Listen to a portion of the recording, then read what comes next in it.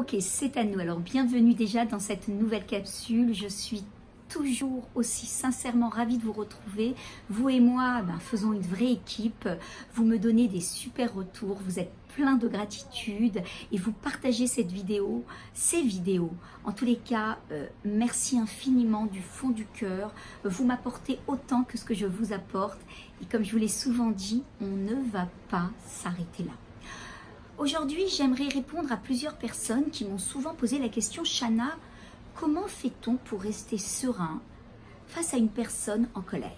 Alors c'est une excellente question, c'est une situation de vie qu'on a tous rencontrée, que j'ai rencontrée, que vous avez rencontrée et qu'on va encore rencontrer. Alors j'aimerais revenir déjà dans un premier temps à des idées reçues. En fait, on pense souvent que laisser l'autre vider son sac, le laisser hurler, en pensant à voix basse de toute la façon, la colère ne sert à rien, va permettre justement de baisser l'intensité de la colère. En réalité, j'ai envie de dire que la colère n'a besoin de rien pour s'alimenter et s'amplifier. C'est un leurre. Ou alors penser qu'en réalité, nous sommes peut-être responsables ou coupables de sa colère, ou encore vouloir clamer ses droits, ou alors essayer de raisonner une personne en colère va lui permettre de dépasser cette colère. C'est encore une fois un leurre. Alors, comment fait-on justement pour pouvoir rester serein face à une personne qui est en colère et pouvoir avoir justement une attitude adaptée? J'ai envie de dire, vous le savez, je suis coach en neurosciences et je suis surtout très pragmatique. Le coaching, c'est quelque chose de très pratico-pratique. Alors, j'ai envie de vous donner 6 règles qui vont vous permettre justement de pouvoir vivre une différence, une complexité avec qui que ce soit, sans que cela devienne un conflit. Alors, pour cela, je vais vous demander, même si vous le voulez bien, de les noter et de revenir de façon très scolaire même, à ces points, parce que vous verrez que ça va vous être d'une très grande aide quand vous allez vous retrouver dans des situations qui peuvent être très conflictuelles. La première chose à faire, c'est déjà de se poser la question, face à la colère de l'autre, est-ce que je ne suis pas, au travers de mon attitude qui veut être revendicatrice, qui veut revendiquer ses droits, est-ce que je ne suis pas en train de lutter contre ma propre colère ? Lutter contre ma propre colère. Répondez à cette question déjà, ça va remettre les choses à leur place. Le deuxième point, c'est justement de pouvoir avoir ce qu'on appelle une posture stable et solide. Vous savez que le corps en dit beaucoup.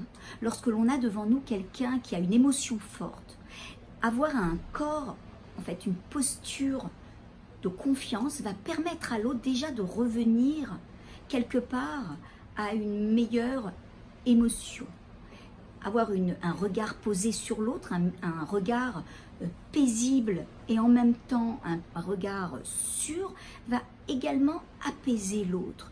En fait, c'est essayer un petit peu de pouvoir montrer notre calme intérieur qui doit avoir justement un impact sur l'autre.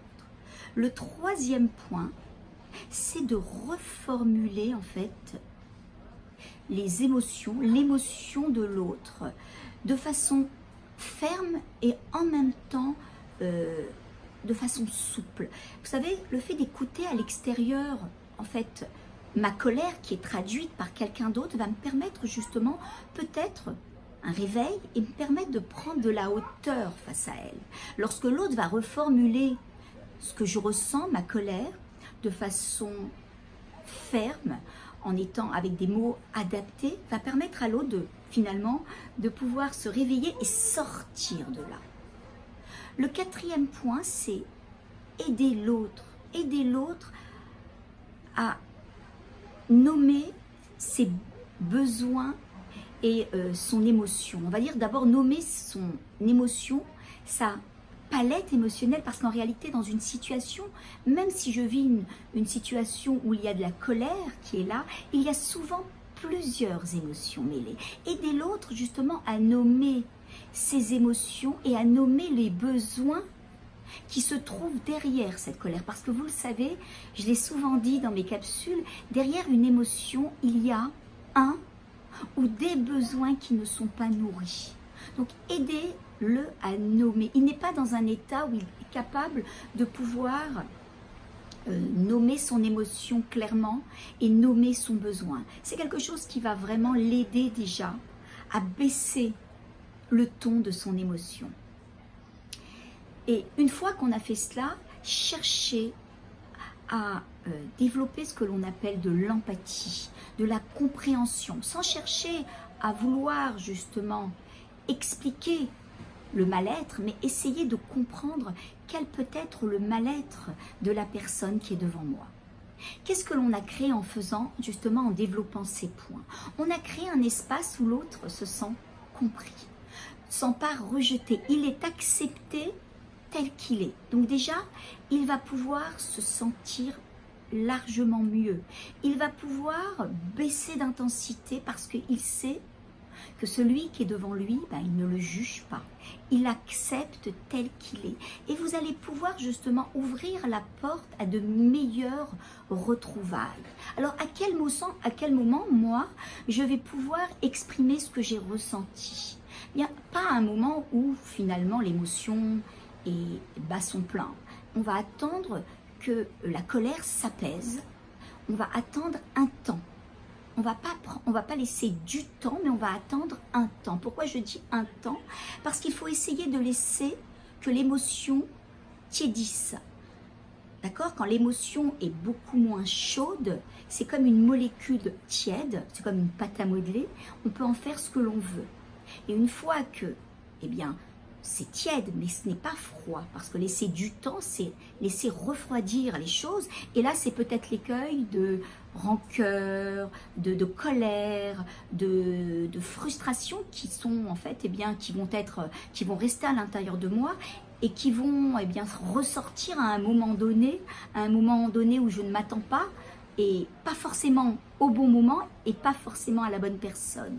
Donc justement, travailler autour de l'empathie va permettre à l'autre de se sentir compris et va permettre aussi, une fois que l'émotion s'est apaisée, que la colère a commencé à se dissiper, de pouvoir nommer ce que j'ai ressenti par rapport à la situation.